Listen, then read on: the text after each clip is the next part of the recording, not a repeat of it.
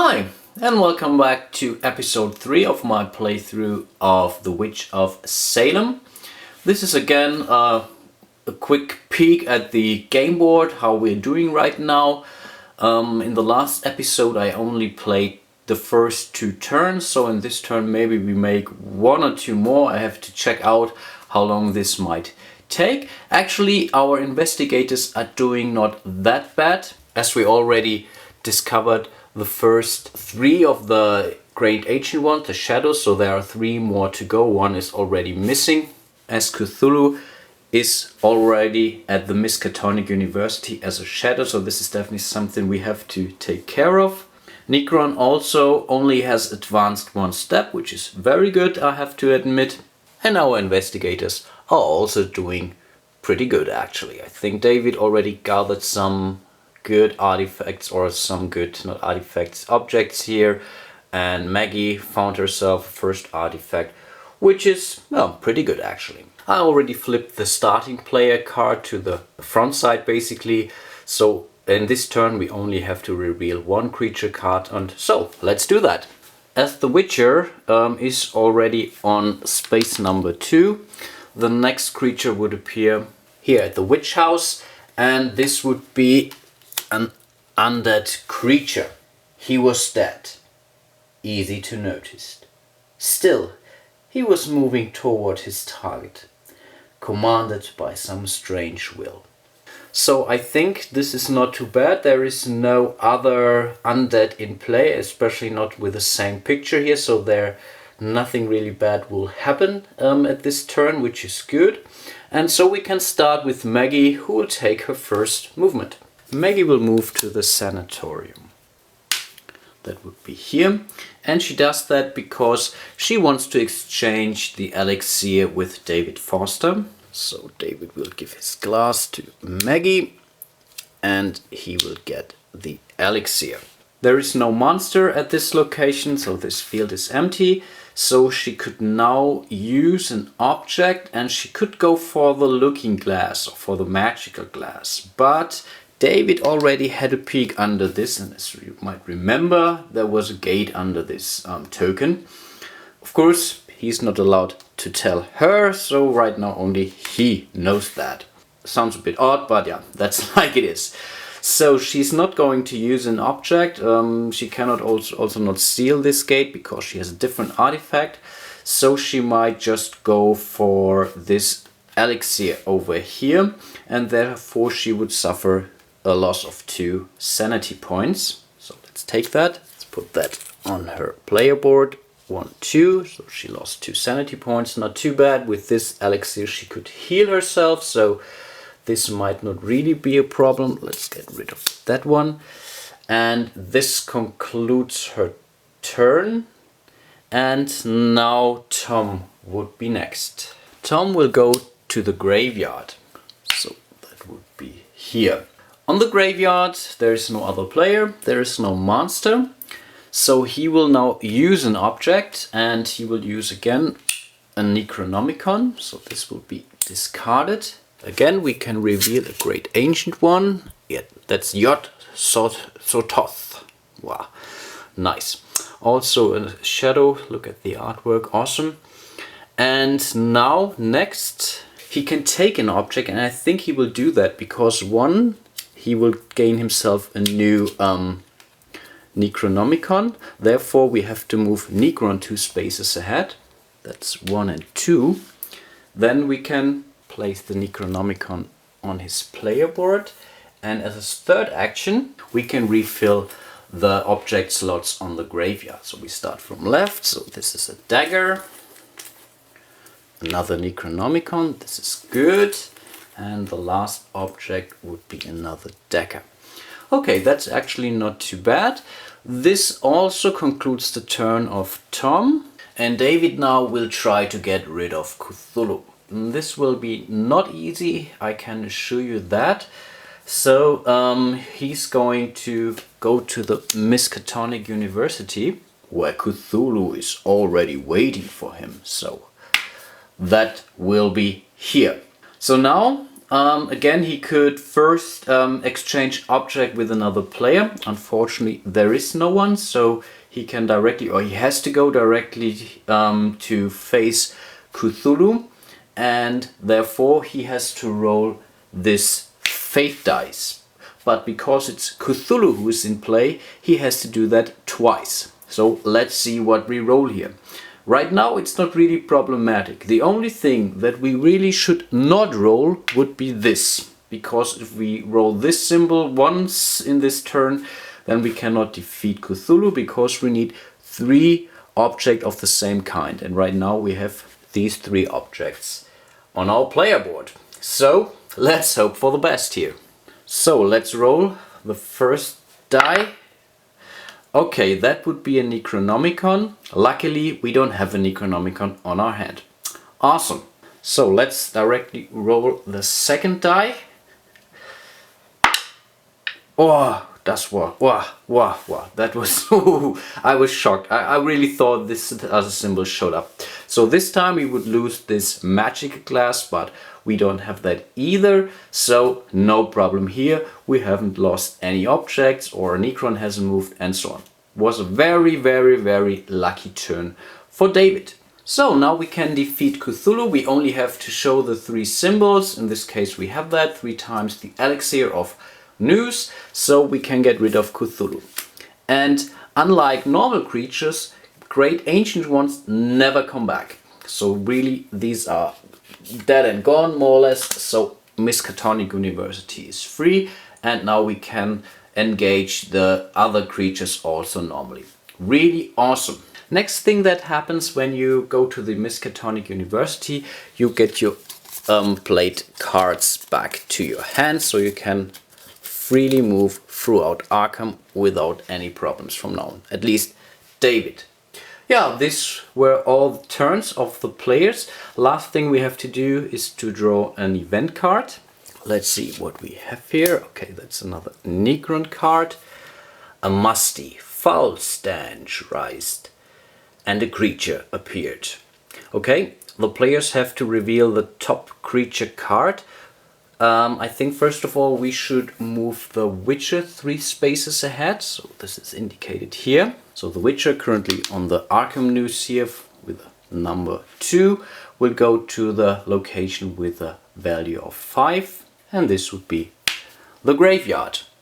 Next we have to draw a creature as indicated on the card as well, and let's see what we have here. Oh, come on. This would be Tul Sadun. His pure sight was stupefying, as if the laws of nature were no longer valid. This is really a nasty fella.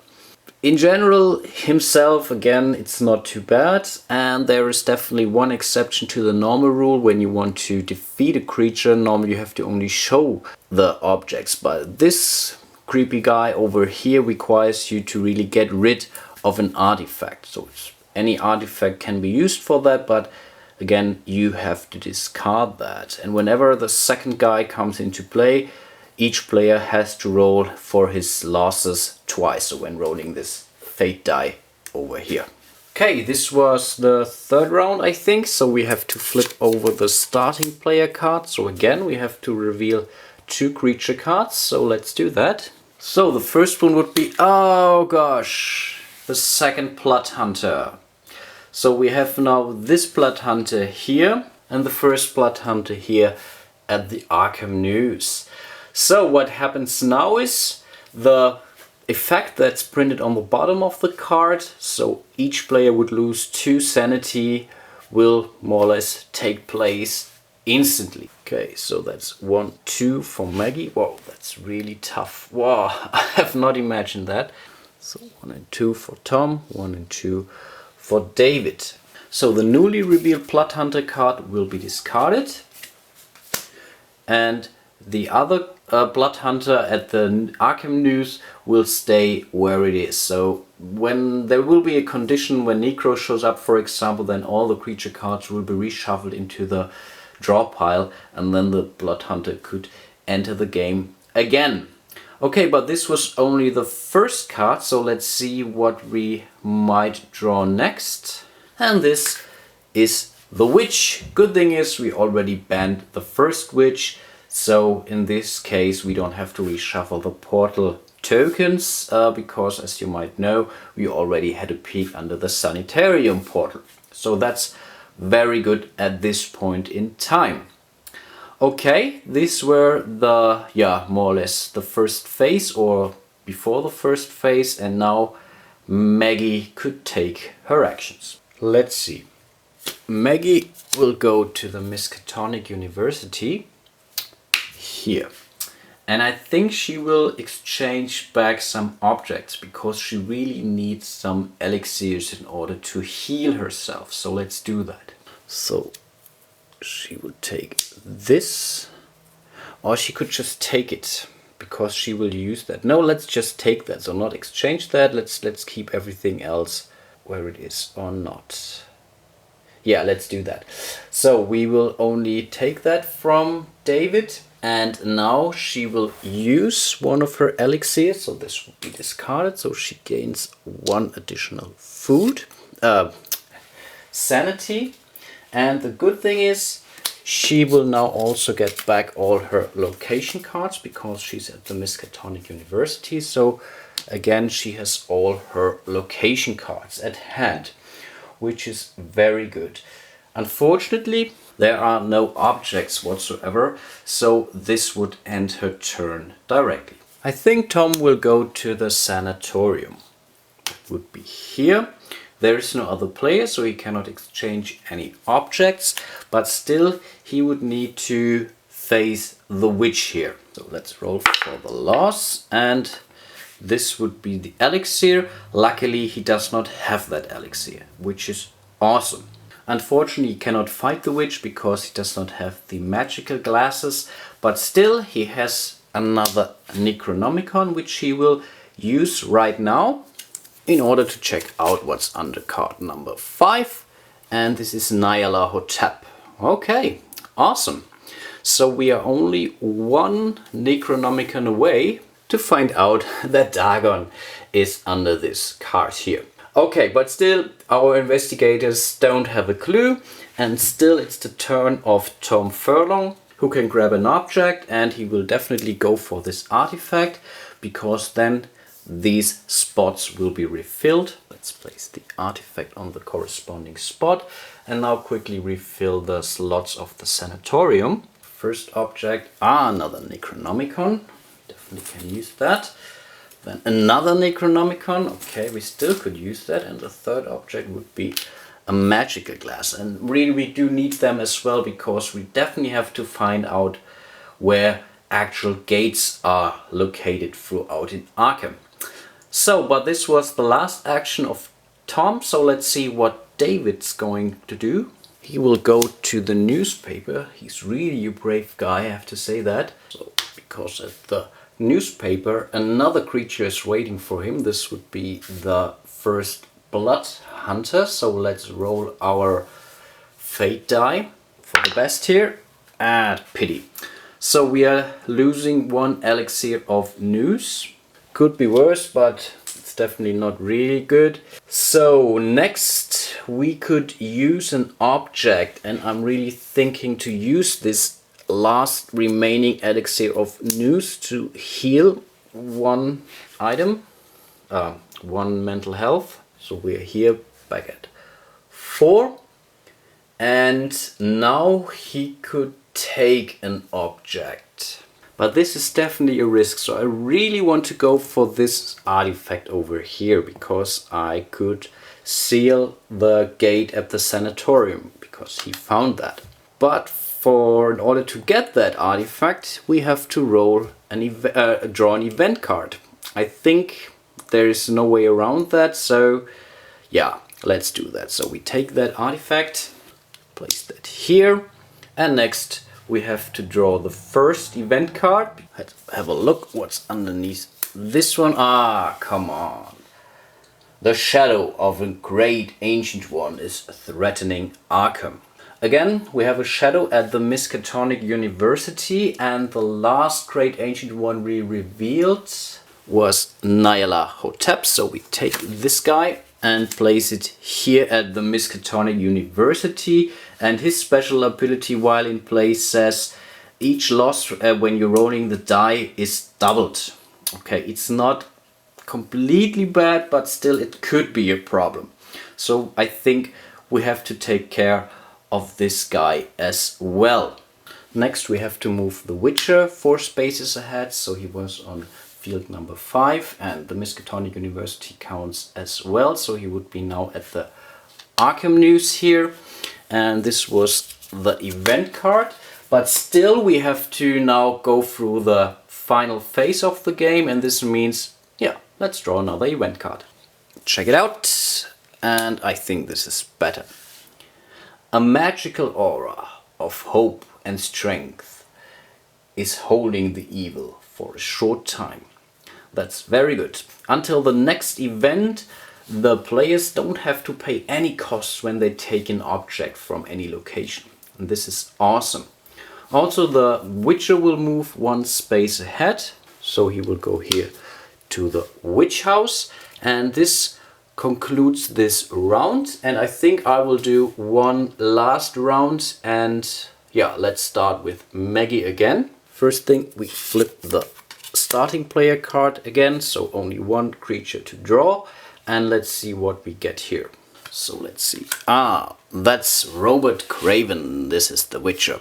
The Witcher of Salem is gathering his followers. The Witcher figure and all player figures are going to the Miskatonic University. An encounter with the shadow is not taking place, which is good, and all players are allowed to take their location cards back to their hand, and a new creature card will be revealed.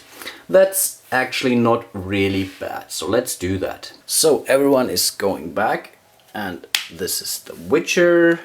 Here we have Tom. Maggie was already at the university, and this would be David. Each of the players now gain their cards back to their hand, especially for Tom. This was an excellent turn because he was running out a little bit.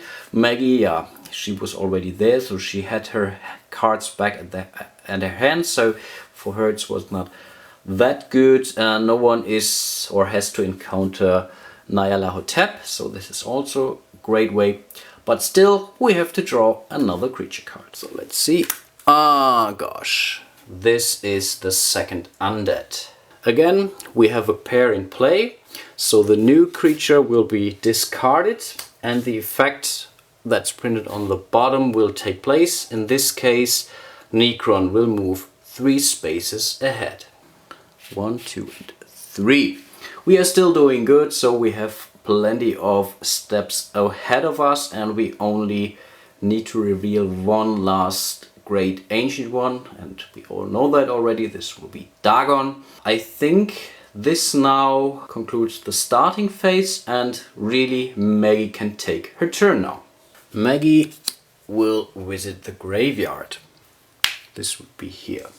There is no creature, there is no other player, so she can directly use an object, and I think she will go for this magical glass she has in her possession, and with that she will have a glimpse under the portal here, and this is a wall.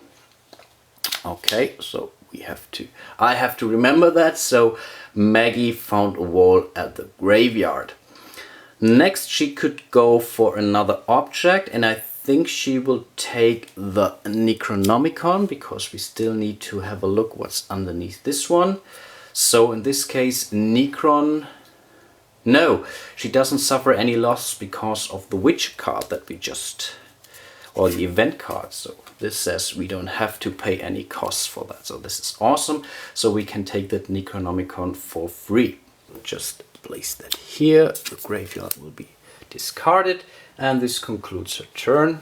So Tom will go to the church, and here he has to face Tul Sadun. So let's see what we roll here.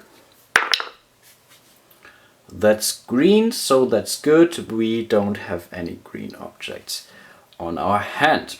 I think he doesn't have anything, so well, I think wouldn't really matter.